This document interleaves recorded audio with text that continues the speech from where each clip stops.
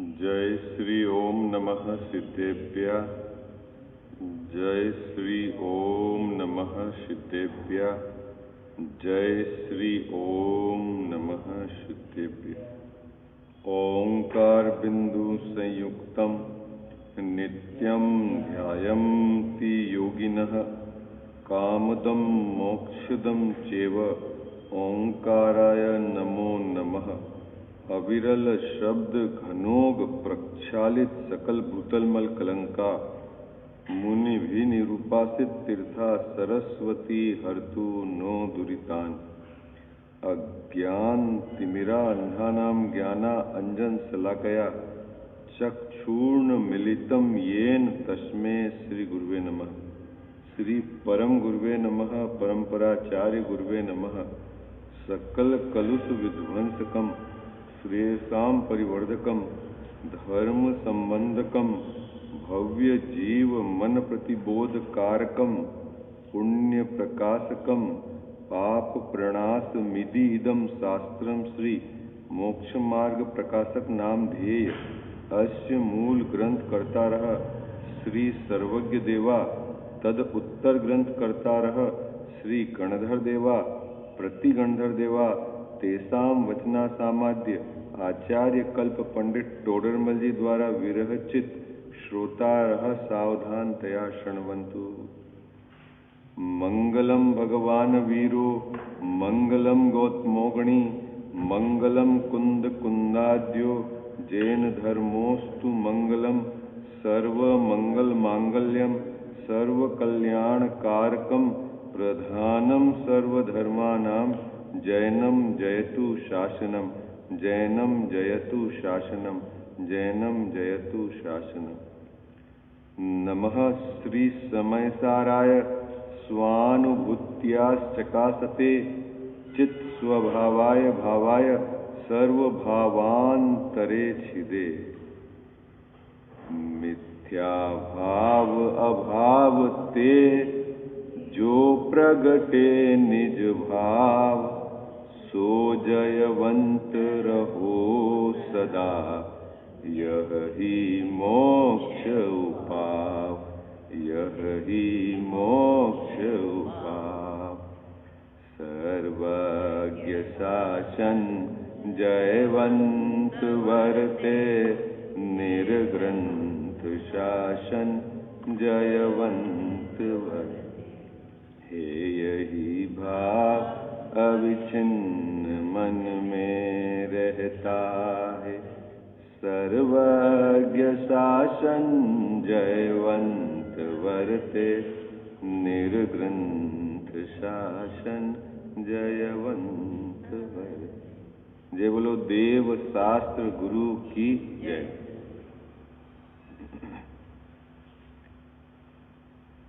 मोक्ष मार्ग प्रकाशक ग्रंथ विराजमान है। दूसरे अधिकार पर अपनी चर्चा नियमित स्वाध्याय के क्रम में चल रही है। द्रव्य कर्म और भाव कर्म के स्वरूप और उनकी प्रवृत्ति, किसकी चर्चा चल रही है? द्रव्य कर्म और भाव कर्म, उनका स्वरूप क्या है और उसकी क्या प्रवृत्ति होती है, इसकी चर्चा चल रही है। तो कल अपन ने द्रव्य कर्म की परिभाषा जो यहाँ पर टोडरमल जी साहब ने बहुत सुंदर लिखी है उस पर चर्चा करी थी कि द्रव्य कर्म क्यों कहते हैं। कर्म मने कार्य। कर्म मतलब क्या है? कार्य। द्रव्य, यहाँ जो द्रव्य कर्म क्यों लिया कि द्रव्य अने अनंत पुद्गल द्रव्यों का कार्य है ना। द्रव्य कर्म में क्या लिया? अनंत पुद्गल द्रव्यों का कार्य है ना, उसको लिया द्रव्य कर्म। अब प्रश्न यह है कि अनंत पुद्गल परमाणु सब मिलकर एक कार्य करते हैं क्या? तो उसकी जो अपन ने कल समझा था ना कि सब अपना अपना कार्य करते हैं, लेकिन समूह रूप से जो कार्य हुआ उसको एक नाम दे दिया है ना। जैसे अपन ने कल चर्चा करी थी ना कि ये टाटा का प्रोडक्ट है, तो टाटा का प्रोडक्ट मतलब वहां हजारों इंजीनियर ने मिलकर काम करा है और कोई एक चीज बनी है। ऐसे ही जो द्रव्य कर्म है वहां अनंत पुद्गल परमाणुओं का मिलकर मतलब सबने अपना अपना परिणमन किया और समूह रूप से जो कार्य हुआ उसका नाम दिया है द्रव्य कर्म। ठीक है, यहां तक परिभाषा याद हो गई आपको सबको? ठीक है, कौन बोलेगा द्रव्य कर्म की क्या परिभाषा है? हाँ, अनंत पुद्गल द्रव्यों के से उत्पन्न हुआ कार्य। कर्म मतलब कार्य। ठीक है, अब भाव कर्म की परिभाषा है। भाव कर्म की परिभाषा में जो टोडरमल साहब ने क्या कहा कि मोह के निमित्त से, पहली बात तो निमित्त की तरफ से कही, दूसरी बात क्या कही? मिथ्यात्वादी क्रोधादिक जो जीव के भाव हैं। ठीक है, ये बात कही। दो बात, मतलब निमित्त भी बताया और ये परिणाम किसके हैं ये भी बताया। और तीसरी पंक्ति में ये कहा है वो बहुत सुंदर है। क्या कहा है? देखो पढ़ते हैं अपन। वह, या एक काम करो, पहले तो ये पैराग्राफ पूरा आप में से कोई पढ़ो, फिर अपन जहां से चर्चा करते हैं वहां से वापस प्रारंभ करते हैं, है ना? ये पैराग्राफ कोई भी तेज आवाज में पुरुष वर्ग से पढ़े तो पुरुष वर्ग से पढ़े।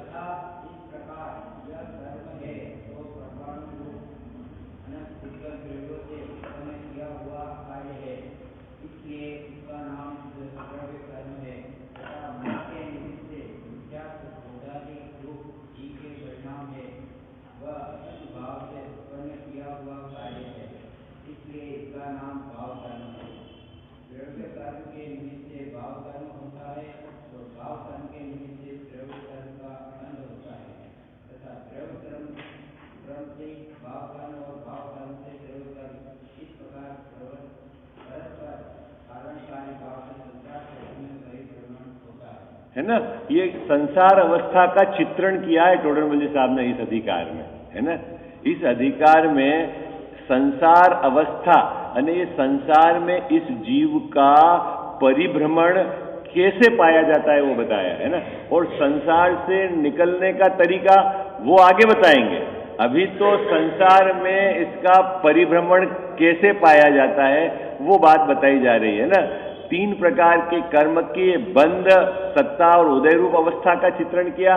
उसके पश्चात द्रव्य कर्म और भाव कर्म के यहाँ निमित्त नैमित्तिक संबंध को बताया है और ये संसार अवस्था में चलता है क्योंकि यहाँ संसार अवस्था का चित्रण करना है। अब द्रव्य कर्म की परिभाषा क्या कही कि अनंत पुद्गल द्रव्यों से उत्पन्न हुआ कार्य है, उसका नाम है द्रव्य कर्म। चलो ठीक है। और अब भाव कर्म क्या है? तो भाव कर्म में बात क्या कही कि ये जीव का भाव है। एक बात तो उन्होंने कही कि जीव का भाव है, जीव का भाव है। प्रश्न, कौन सा भाव जीव का कह रहे हो आप? तो यह कह रहे हैं कि ये मिथ्यात्वादी और क्रोधादि,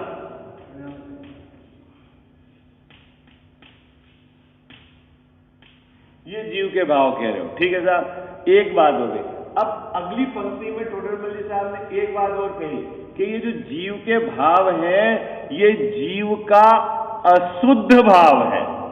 क्या कहा? देखो जीव का कैसा भाव है? ये अशुद्ध भाव है। अभी तीसरी बात और यहां पर इस पंक्ति में लाए कि अशुद्ध भाव।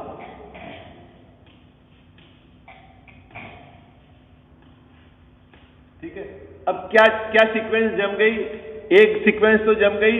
पहले तो था अनंत पुद्गल द्रव्यों का से उत्पन्न हुआ कार्य, यहां एक जीव द्रव्य से उत्पन्न हुआ कार्य। किससे उत्पन्न हुआ कार्य? यहां अनेक जीव मिलके क्रोधादि रूप कार्य करते हो ऐसा नहीं। और वहां जो कर्म बंधा था वो तो क्या है? अनंत पुद्गल द्रव्य का। अब लेकिन ये जो क्रोधादिक हुए हैं वो हुए कहां हैं? ये किसका कार्य है? ये तो कार्य किसका है? क्योंकि कर्म मतलब कार्य, तो किसका कार्य है? तो बोले ये तो जीव का कार्य है। अच्छा, जीव का कार्य है तो फिर मतलब अब प्रश्न राइज हो गया कि अभी जीव का कार्य है तो फिर जीव दुखी क्यों होता है? और जीव का कार्य सुखी होना है कि दुखी होना है? और यदि ये जीव का कार्य है तो बाहर में क्या कोई उपस्थित है या नहीं है, या जीव स्वतंत्र रूप से बाहर में बिना निमित्त के इस प्रकार का कार्य करता है, बहुत सारे प्रश्न खड़े हो गए। अब उन सब प्रश्नों का यहां उत्तर एक पंक्ति में टोडरमल जी साहब ने दिया है। ठीक है, सबसे बड़ी बात तो अपने को समझनी है, ये कहा है कि जीव का अशुद्ध भाव है। क्या कहा अजीत भैया? जीव का अशुद्ध भाव है। इसका मतलब है कि जीव का कोई शुद्ध भाव भी होता है। ये तो बात समझ में आ गई है ना? क्या बात है ना? क्या कहा कि जीव का अशुद्ध भाव है। देखो लिखा हुआ है ना, अशुद्ध भाव से उत्पन्न किया हुआ कार्य। कर्म है ना, कर्म भाव, कर्म, कर्म मतलब कार्य है। ठीक है, वहां जो द्रव्य कर्म है वो भी कार्य है। वो द्रव्य कर्म किसका कार्य है?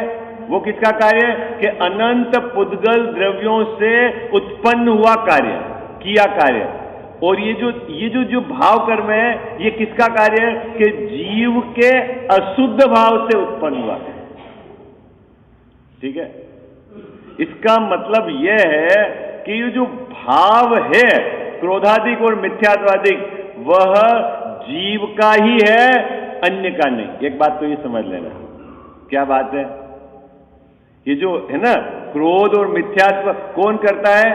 जीव ही करता है, अन्य नहीं करता। ठीक है, ये बात तो नक्की है। ऐसा नहीं समझना कि पुद्गल के हैं भाव।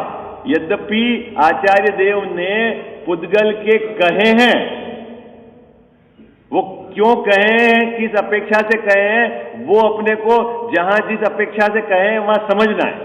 ठीक है, आई बात समझ में है ना? अपन ने वो बच्चे का उदाहरण नहीं क्या पढ़ा था है? वो बच्चे का कि जो बच्चा जैन परिवार में जन्म लिया, परिवार के संस्कार भी बढ़िया हैं, है ना, और वो मंदिर भी जा रहा है, वो रात में भोजन भी नहीं कर रहा है, लेकिन वो क्या करता है? जुआ खेलता है। ठीक है, क्या कर रहा है वो? जुआ खेल रहा है। तो आप मंदिर जाना, रात में भोजन नहीं करना, ये तो कहते हो कि ये तो परिवार का संस्कार है। ठीक है, और ये जो जुआ खेलने वाले को क्या कहते हो आप? ये जुआ खेलता है उसको है, ये वो बुरी संगत का फल है। ये क्या चक्कर है? तो अभी प्रश्न ये है कि जुआ खेलता कौन है? अभी किसका है, अभी उसका एनालिसिस नहीं कर रहे हैं। जुआ खेल कौन रहा है? वही लड़का खेल रहा है, वही लड़का खेल रहा है। ठीक है ना? कौन लड़का? जो मंदिर जाता है, जो रात में भोजन नहीं करता है, जो अच्छे परिवार का है, वही लड़का जुआ खेल रहा है। जुआ खेलने रूप कार्य का जो कर्ता कौन है? तो वो लड़का ही है। एक वो एंगल। अब अभी कभी ऐसा भी आप कहते हो ना, ये इसकी आदत खोटी किसके कारण हुई है? हाँ, कि ये उस दोस्त के चक्कर के कारण हुई है, बाकी इसमें कोई प्रॉब्लम नहीं थी। तो वो काम किसका बता दिया आपने? वो काम किसका बता दिया? जुआ खेलने का काम है। जुए खेलने का काम तो उसके दोस्त के ऊपर आरोप चला गया। ठीक है, तो वो किस अपेक्षा से गया वो भी समझना है अपने को, और ये जो बात कही है ये भी समझना है। तो अभी यहां जिस एंगल से बात चल रही है कि ये जो क्रोधाधिक और मिथ्यात्व रूप परिणमन हुआ है, वो किसका हुआ है? किसका हुआ है? जीव का ही हुआ है, किसी अन्य पुद्गल द्रव्य का नहीं। ये बात पहले तो अपने को नक्की करनी। अब फिर टोडरमल साहब ने इसमें दो बातें डाल दी। दो बातें बहुत खतरनाक है, जिसका आपने को अर्थ समझना है। एक तो ये कहा है कि ये जीव के अशुद्ध भाव से उत्पन्न हुआ कार्य है। इसका मतलब है कि जीव के शुद्ध भाव से उत्पन्न हुआ कार्य जुदा है और अशुद्ध भाव से उत्पन्न हुआ कार्य जुदा है। ओके, ये भी बात नक्की हो गई है ना? ये शब्द है ना ये पे यहाँ पे क्या कि जीव का अशुद्ध भाव है।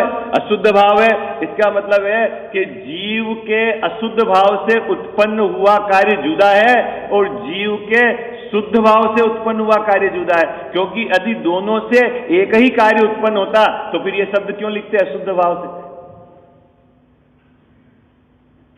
हाँ जी या ना जी, बात समझ में आ गई? नहीं आई? तीसरी बात एक और सुंदर कही कि उस समय निमित्त बताया। निमित्त क्या? कि मोह की उपस्थिति थी, मोहनी कर्म की उपस्थिति थी। जब यह जीव अशुद्ध रूप से परिणमन कर रहा था, जब यह जीव मिथ्यात्वादिक रूप से परिणमन कर रहा था, जब यह जीव क्रोधादिक रूप से परिणमन कर रहा था, वह कार्य जीव के अशुद्ध भाव से उत्पन्न हुआ कार्य था।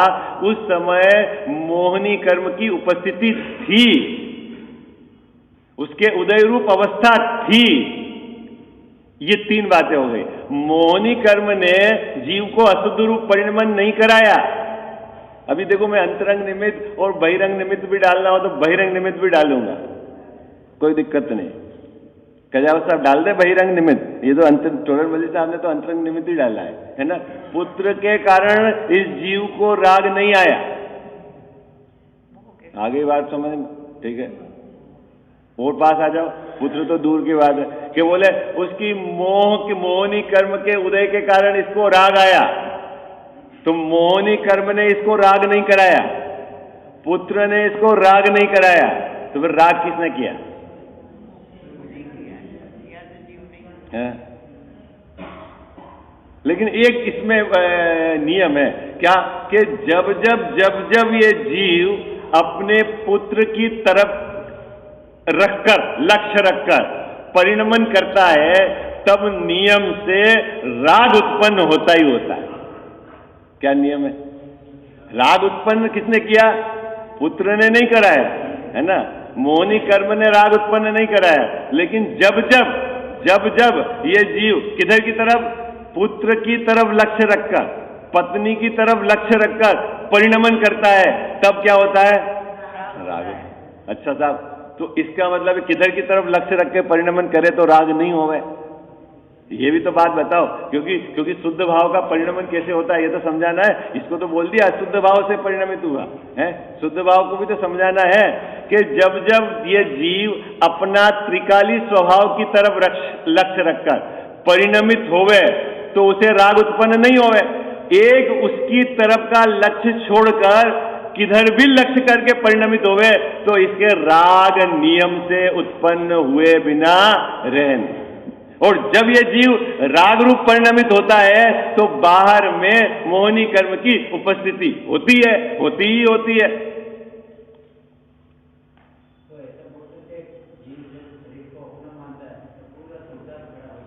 तो श्रद्धा नहीं, शरीर की तरफ लक्ष्य रखकर परिणमन करता है। श्रद्धान में तो विपरीतता है ही, शरीर की तरफ लक्ष्य करके परिणमन करता है तो राग उत्पन्न होता ही है। अब ऐसा है कि श्रद्धान की विपरीतता हो तो मिथ्या, और यदि श्रद्धान सम्यक हो और तो भी शरीर की तरफ लक्ष्य करके परिणमित होता है तो भी राग तो उत्पन्न होता है, वो चारित्र मोह। आई बात समझ में? बात पकड़ में आई आपको, है ना। दर्शन मोह, चारित्र मोह, लक्ष्य किसकी तरफ है ना उसका, जिधर की तरफ लक्ष्य करके परिणमन, तो फिर किधर की तरफ लक्ष्य करके परिणमन करे तब इसके राग उत्पन्न नहीं हो कि अपने त्रिकाली स्वभाव, एक उस त्रिकाली स्वभाव की तरफ का लक्ष्य रखकर यदि ये जीव परिणमित होवे तो उसके परिणति में राग उत्पन्न नहीं होवे, और बाकी उसको छोड़कर अन्य किधर की तरफ भी लक्ष्य करे तो उसे राग हुए बिना रहे नहीं। चाहे पत्नी बच्चे की तरफ लक्ष्य करके परिणमित होवे, चाहे, बोल दूं खतरनाक बात, चाहे देवशास्त्र गुरु की तरफ लक्ष्य रख के परिणमित हो, राग उत्पन्न हुए बिना रहे। बात पकड़ में आ गई आपको? हाजी या ना जी? है? पर की तरफ लक्ष्य करा है, हाँ, एक तो लाभ है, ठीक है। अब आप उसमें बंटवारा कर दो, ये राग शुभ है और ये अशुभ है, लेकिन अभी शुभ अशुभ का बंटवारा है, आपने करा है, लेकिन राग है। आई बात समझ में? बात पकड़ में आई आप? क्या कठिन तो नहीं होगी बात? कठिन तो नहीं हो गई? यह जीव, अब अशुद्ध भाव किसको कहते हैं ये बताओ मुझे तो। अशुद्ध भाव, क्योंकि टोडरमल्ली साहब ने तो कहा ये तो अशुद्ध भाव, जीव के अशुद्ध भाव से उत्पन्न हुआ कार्य है। तो किसकी तरफ लक्ष्य रहकर परिणमन होना अशुद्ध भाव है? बात तो यह है? किसकी तरफ? कि पत्नी बच्चों की तरफ लक्ष्य रखकर परिणमन होना ये अशुद्ध भाव है, और देवशास्त्र गुरु की तरफ लक्ष्य रख के परिणमन होना ये भी अशुद्ध भाव है। ये अशुद्ध भाव से उत्पन्न हुआ कार्य है।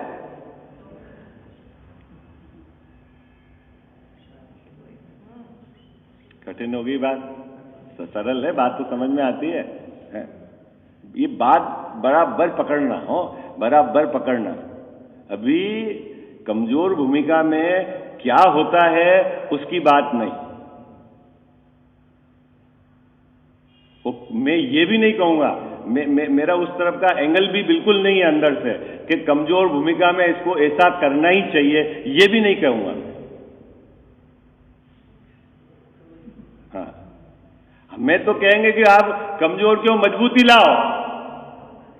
कमजोर क्यों रहे हो? हैं, मजबूती लाओ आप। अब मजबूती नहीं आ रही और कमजोर रह रहे हो, ये जुदी बात है। क्या सिंगल साहब, मजबूती क्या है? मजबूती क्या है? कि अपने त्रिकाली स्वभाव की तरफ लक्ष्य रखकर इस जीव को परिणमन करना। और जब ऐसा वह उधर की तरफ लक्ष्य रखकर परिणमित होता है तो उसके राग उत्पन्न नहीं होता है, और वह कार्य उसका शुद्ध भाव है, शुद्ध भाव से उत्पन्न हुआ कार्य है। हो, इसका मतलब ये हुआ कि बाहर में मिथ्यात्वादी है, उसके उदय से राग होता है, और जीव का त्रिकाली स्वभाव है, उसके निमित्त से इसके शुद्ध भाव होता है। बोले ये बात तो नक्की है, लेकिन वो मिथ्यात्वादी कर्म इसको राग नहीं कराते, और जीव का शुद्ध स्वभाव इसको वितरागी नहीं बनाता। बात पकड़ में आई? क्यों नहीं बनाता वितरागी है उसका त्रिकाली स्वभाव? अरे त्रिकाली स्वभाव तो अनादि से था, वर्तमान में भी है। वो तो तेरी पर्याय की स्वतंत्र योग्यता है। बात पकड़ में जाओ साहब, कठिन तो नहीं होगी? इसका मतलब क्या है? तीन देखो, बहिरंग निमित्त, अंतरंग निमित्त और अपने परिणमन की स्वतंत्रता, तीनों बात बराबर आपको ख्याल होनी चाहिए। बहिरंग निमित्त मकान, पत्नी, बच्चे राग उत्पन्न नहीं कराते, लेकिन ऐसा भी नियम है, उधर का लक्ष्य रखकर परिणमित होगा तो राग नियम से होगा। दोनों बात पक्की होगी क्या? फिर आ जाओ अंतरंग निमित्त में, मोहादिक, क्या? मोहनी कर्म के उदय से इसको डिग्री टू डिग्री के मोहनी कर्म का उदय हो और इस जीव को राग करना ही पड़े, ऐसा नियम नहीं है। लेकिन ये जब भी ये राग रूप परिणमित होता है तब बाहर में मोहनी कर्म की उदय रूप उसकी अवस्था होती ही होती है। तो फिर साहब ये राग, जब जीव अपने त्रिकाली स्वरूप की तरफ लक्ष्य रखकर, बिना लक्ष्य रखे उसको छोड़कर अन्य कहीं भी लक्ष्य रखकर परिणमित होता है तो नियम से राग उत्पन्न होता है।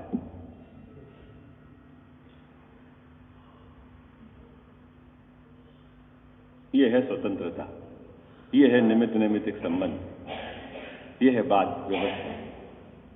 तो साहब इसको भाव कर्म क्यों कहते हैं? रागादिक को तो टोडरमल जी साहब कहते हैं कि ये अशुद्ध भाव का कार्य है, इसलिए हमने इसको भाव कर्म कह दिया। क्या कहा टोडरमल जी साहब ने? क्या सुंदर बात कही कि ये अशुद्ध भाव का कार्य है। किसके अशुद्ध भाव का कार्य के? ये जीव के अशुद्ध भाव का कार्य है,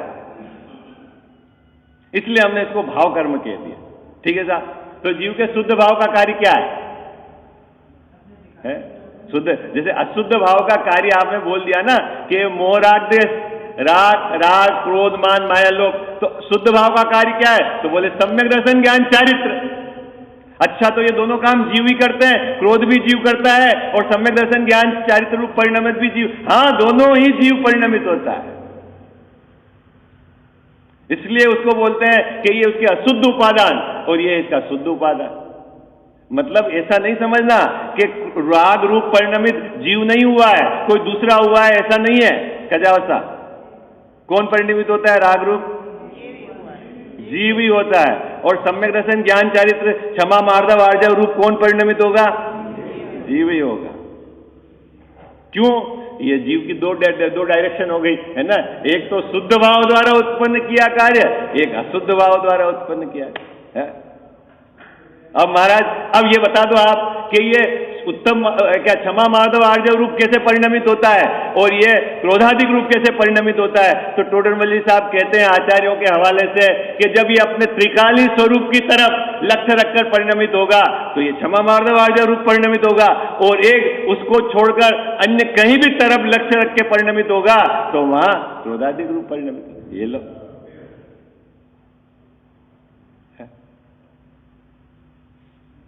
ये क्रोध रूप परिणमित होना और क्षमा मार्दव रूप परिणमित होना दोनों जीव की पर्याय की उत्पन्न किया कार्य स्वतंत्र। क्या क्या समझ में आई यह बात आपको? स्वतंत्र उत्पन्न किया कार्य है, त्रिकाली के कारण नहीं, उधर कर्म के कारण नहीं, स्वतंत्र निमित्त की तरफ से है आरोप। उधर आई बात समझ में? संजय साहब बात पकड़ में आ गई। अब टोडरमल जी साहब को तो यहां संसार परिभ्रमण समझाना है, अभी यहां मोक्ष मार्ग नहीं बताना, क्योंकि इस संसार परिभ्रमण से जीव कैसे बाहर निकलेगा उसकी विधि तो बाद में बताएंगे। अभी तो ये संसार जो चक्र चल रहा है उसकी यहां क्या क्या कैसे चल रहा है उसको समझाना है टोडरमल जी साहब को, क्योंकि अभी तो दूसरा ही अधिकार है ना अपने को। तो दूसरा तो यहां टोडरमल जी साहब कह रहे हैं कि इसके द्रव्य कर्म के निमित्त से भाव कर्म और भाव कर्म के निमित्त से द्रव्य कर्म का बंध होता है, ऐसे इसका संसार में परिभ्रमण पाया जाता है। द्रव्य कर्म समझ गए आप? द्रव्य कर्म किसको कहा? भाव कर्म किसको कहा? बात पकड़ में आ गई ना। द्रव्य कर्म किसको कहा? अनंत पुद्गल द्रव्यों से उत्पन्न हुआ कार्य द्रव्य कर्म, और भाव कर्म क्या? जीव के अशुद्ध भाव से उत्पन्न हुआ कार्य वो भाव कर्म। अब इन दोनों में क्या निमित्त नैमित्तिक संबंध बता रहे हैं कि द्रव्य कर्म के निमित्त और भाव कर्म नैमित्तिक, और भाव कर्म निमित्त और नया द्रव्य कर्म का बंध नैमित्तिक। ऐसे इस संसार में ये जीव परिभ्रमण कर रहा है, डोल रहा है। संसार अवस्था की बात है, हाँ? सरल है, बात पकड़ में आ गई? हाँ जी या ना जी? है? अभी देखो पैराग्राफ पढ़ते हैं, अब आपको ये बात पूरी समझ में आ जाएगी क्या कहना चाह रहे हैं टोटल।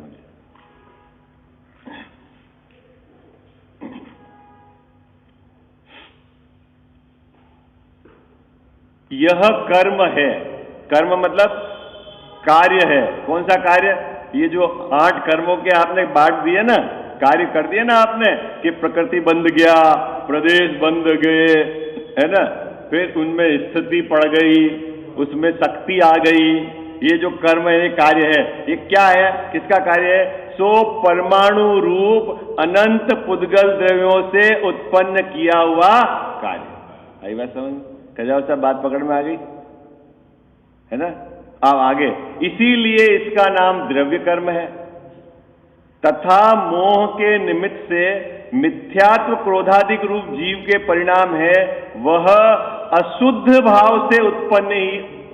किसके अशुद्ध भाव से उत्पन्न हुआ कार्य सुशील भैया? जीव के। यहां जीव एक है और कर्म में कितने पुद्गल हैं? अनंत पुद्गल है। ठीक है, अब वहां अपन को बात भी समझनी कि अनंत मिलकर एक काम करते हैं क्या?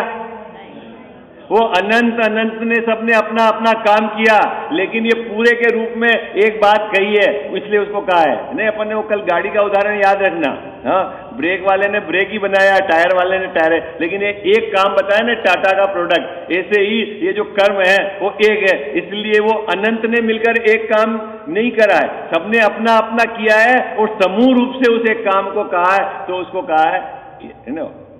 और ये क्रोधाधिक कौन करता है? जीव करता है, लेकिन कितने जीव मिलकर काम करते हैं? एक ही। अभी अभी अभी अभी देखो मजेदार बात, अभी अभी अपन यहाँ पर अपन 50-100 लोग बैठे हुए हैं, ठीक है। अभी इसमें कोई का क्रोध रूप परिणमन, किसी का मंद कसाय रूप परिणमन हो रहा है, तो कौन करा रहा है? कौन करा रहा है? वो एक है अकेला, मिलके कुछ नहीं हो रहा है। आई बात समझ में? या मिलके कुछ नहीं हो रहा है, वो इंडिविजुअल प्रोडक्ट है आपका। हाँ,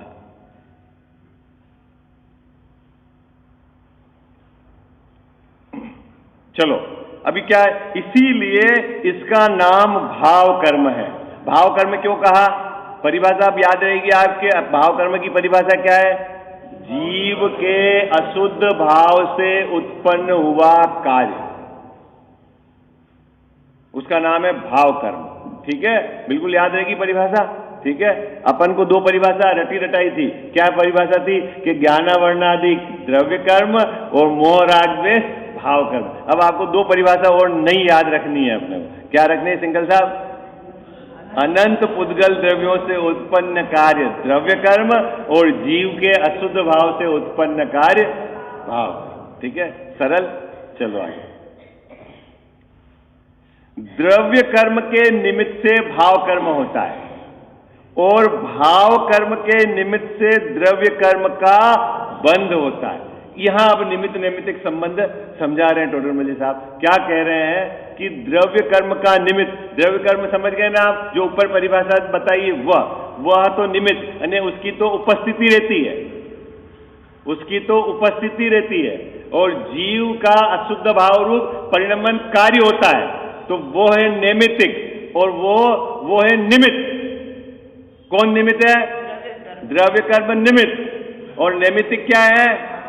जीव का अशुद्ध भाव रूप कार्य। और ऐसे अशुद्ध भाव रूप कार्य कौन करता है? जीव स्वयं करता है, अपनी योग्यता से करता है, पर से बिल्कुल निरपेक्ष रह के करता है, पर के किसी सहयोग के बिना करता है।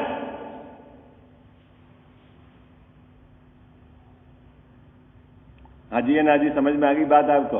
ठीक। जब जीव क्रोधाधिक भी करता है तो बिल्कुल ऐसा करता है। अब जब जीव सम्यक दर्शन ज्ञान चरित्र रूप परिणमित होगा तब कैसे करेगा? कजावसा है, तो वो भी अब बिल्कुल निरपेक्ष रह के करेगा। तो फिर साहब आरोप तो लगता है ना, जैसे यहां राग हुआ तो पत्नी पर आरोप गया, बच्चों पर आरोप गया, और वहां वीतराग दशा में तो वहां भी आरोप जाएगा देवशास्त्र गुरु पर। लेकिन काम कैसे होगा? बिल्कुल स्वयं निरपेक्ष अपनी योग्यता। क्या वस्तु व्यवस्था है, गजब, आनंद आ जाता है नहीं? कितनी सुंदर, एकदम ट्रांसपेरेंट। और अगर ऐसी व्यवस्था नहीं होती विश्व की तो ये विश्व कैसे चलता? आप देखो तो सही है। एक दूसरे पे दोष देते। हाँ, समझ, ये बात अगर गले उतर जाए तो देखो ना क्या निहाल हो जाए जीव। फिर किस चीज का उसको भार, किसका आरोप प्रत्यारोप है, क्या खेद चिंता, क्या रहे बोलो? अभी यहां निमित्त नैमित्तिक संबंध है। निमित्त नैमित्तिक संबंध सीधी बात यह है कि द्रव्य कर्म का निमित्त है तो भाव कर्म, और भाव कर्म निमित्त है तो द्रव्य कर्म। द्रव्य कर्म का बंध, ये देखना, द्रव्य कर्म निमित्त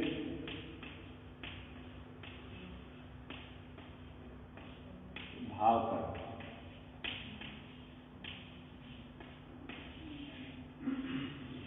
और तीसरा है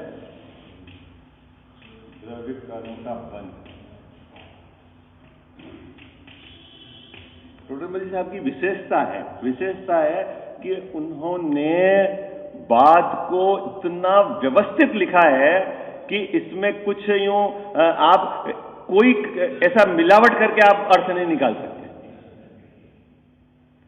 यह है निमित्त, देखो लिखा है ना, द्रव्य कर्म का निमित्त। और नैमित्तिक क्या है? भाव कर्म। यानी ये जब उपस्थित रहता है, इसकी उदय रूप अवस्था रहती है, तब जीव स्वयं अपनी योग्यता से अशुद्ध भाव रूप परिणमित होता है। और जब ये जीव स्वयं अशुद्ध भाव रूप परिणमित होता है तब तो ये तो हो गया निमित्त। तब क्या होगा कि द्रव्य कर्म का बंध होता है। क्या होता है? द्रव्य कर्म का बंध होता है। ये अलग है और ये अलग है। ये उदय रूप अवस्था है, ये बंध रूप अवस्था है।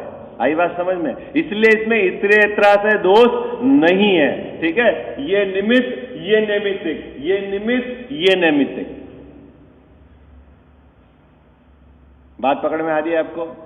हाँ जी या ना जी? बात पकड़ में आ रही? इस रूप परिभ्रमण होना, इसी का नाम संसार है। बस संसार किसको कहा? संसार किसको कहा? इसके निमित्त से ये, इसके निमित्त से ये, फिर इसका उदय आए तो ये, ऐसे चलते रहना, इसी का नाम संसार है। क्योंकि संसार अवस्था का यहां चित्रण है। अब प्रश्न ये है कि इससे बाहर कैसे निकले, तो वो मोक्ष का उपाय बताएंगे, तब तरीका बताएंगे आप। संसार से बाहर निकलने का तरीका तब बताएंगे। अभी तो संसार अवस्था का चित्रण चल रहा है, तो यहां सिर्फ संसार अवस्था में ये बता दिया जीव कि जीव को क्या होता है, चक्रव्यूह में फंसा हुआ है। क्या चक्रव्यूह में फंसा हुआ है कि इसके द्रव्य कर्म का निमित्त है भाव कर्म, और भाव कर्म निमित्त है तो नए द्रव्य कर्म का बंध। ऐसे ये अनादि से इसका परिभ्रमण पाया चलता।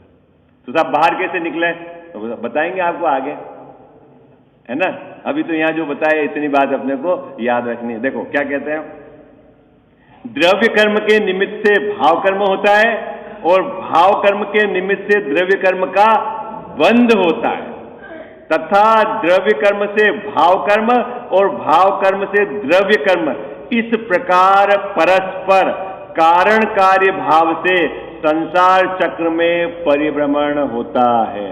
कार्य कारण भाव से कारण कार्य भाव तो समझिए ना, निमित्त नैमित्तिक संबंध से ऐसे ही इसका संसार में परिभ्रमण, इसका उदय होगा, इसके राग आदि होंगे, नया कर्म बंधेगा, फिर वो उसका उदय आएगा, फिर राग, ऐसे इसका संसार चक्र चलता है। अब फिर प्रश्न है जैन साहब, ये बात तो आपने समझा दी कि संसार परिभ्रमण हो रहा है, लेकिन हमारी एक समस्या है। क्या समस्या है? हमने परिभ्रमण में देखा है कभी तो कसाई की तीव्रता होती है, कभी कसाई की मंदता होती है। ये क्या चक्कर है? वीतराग भाव तो है ही नहीं, वीतराग भाव तो है ही नहीं है, क्योंकि अभी संसार अवस्था की चक्कर। लेकिन तीव्रता मंदता का तो सबको अनुभव है ना, बोलो, है ना। कभी कसाई की तीव्रता होती है, कभी कसाई की मंदता होती है। तो ये तीव्रता और मंदता का क्या चक्कर है, क्या निमित्त नैमित्तिक संबंध है, यहां क्या कार्य कारण व्यवस्था है, ये समझाओ। क्योंकि यहां तो प्रवृत्ति बताना है ना, उसकी अवस्था भी बतानी है और प्रवृत्ति भी बतानी है। तो प्रवृत्ति और अवस्था, तो उसके इफेक्ट को अभी ये दूसरे पैराग्राफ में टोडरमल साहब ने बताया।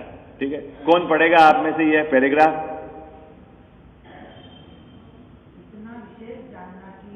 तीव्र मंद बंद होने से या संक्रमणादि होने से या एक काल में बंधे अनेक काल में या अनेक काल में बंधे एक काल में उदय आने में, किसी काल में तीव्र उदय आए तब तीव्र बचाए तब तीव्र ही नवीन बंद हो, तथा किसी काल में मंद उदय आए तब मंद बचाए हो तब मंद ही बंद हो, तथा उन तीव्र मंद बचाए हो के अनुसार पूर्व बंधे कर्मों का ही। अब समझ में आ गई ये बात है? ये संसार चक्र की बात चल रही हो। अभी यहाँ आप ये मत बोलना साहब कि बाहर निकलने की, यहाँ भी बाहर निकलने की विधि नहीं बताई जा रही। हाँ, ये संसार अवस्था में कसाई की तीव्रता मंदता और तीव्र मंद बंद किस प्रकार होता है, इसकी चर्चा है। चलो, पुरुष वर्ग में से कौन पढ़ेगा इस पैराग्राफ को, या इन बच्चों को पढ़ने दो, दोनों बच्चों में से कोई एक।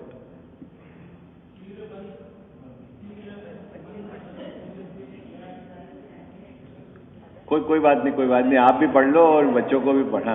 भैया पढ़ो, बेटा पढ़। अच्छा, अच्छे से धीरे धीरे बोलना है ना।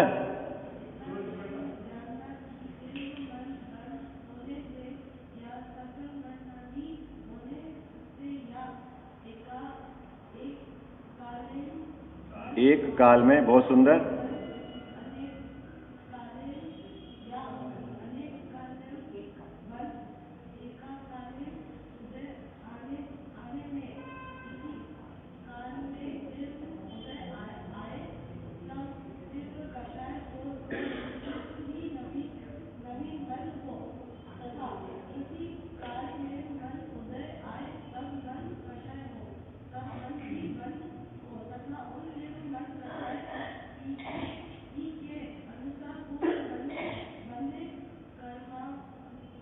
कर्मों का हो तो हो। ठीक है, देखो बहुत सुंदर। आप सोचो, कर्णान्योग का इतना कठिन विषय और ये आधा घंटा यहाँ बैठ जाए बच्चे लोग, आई बात समझ में, तो आप समझना भली होनहार है इनकी। आगे आप भी आधा घंटा उपयोग टिकाकर जहाँ आपको नहीं समझ में आ रहा हो बैठ जाना भारी काम है। आई बात समझ में आपको? ठीक है। अभी बेटा इतनी बात समझनी, यहाँ कह रहे हैं कि जब गुस्सा तेज आता है तब इसको तेज कर्मों का बंध होता है, और गुस्सा जब कम आता है तो इसके मंद कर्मों का। अब ये तेज क्यों आता है, मंद क्यों आता है, इसकी एक कहानी है, वो कल अपन चर्चा करेंगे। अभी इतनी बात यहां से देखो क्या लिखी है, तीव्र उदय आए और तीव्र कसाय हो तो तीव्र बंद हो, मंद उदय आए मंद कसाय हो तो मंद बंद हो। किसका मंद बंद हो? इधर नवीन कर्म का बंद मंद हो, इधर मंद भाव है, मंद कसाय हो, और इधर मंद उदय हो। ये तीन सीक्वेंस घटाई टोटल साहब ने, मंद उदय, मंद भाव, मंद बंद, तीव्र उदय, तीव्र भाव और तीव्र बंद। ओके, याद रहेगा? अब इसके आगे अपन कल चर्चा करेंगे।